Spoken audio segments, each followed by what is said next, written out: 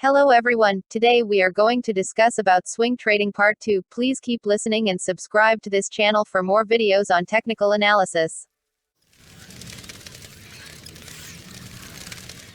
Say this is a particular curve of any stock.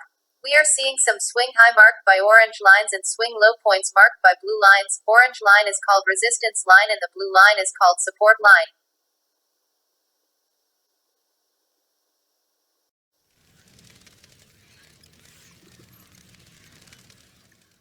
So here we are seeing resistance line and support line. Now the question is where to buy and where to sell.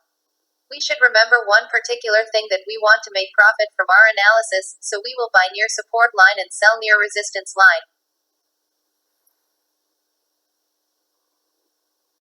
This is a price curve of a share named Singer BD, and listed in DSE. From this curve we can buy near support and sell near resistance. If we can buy around 166 taka and sell near 176 taka, we will have a 10 takas profit per share.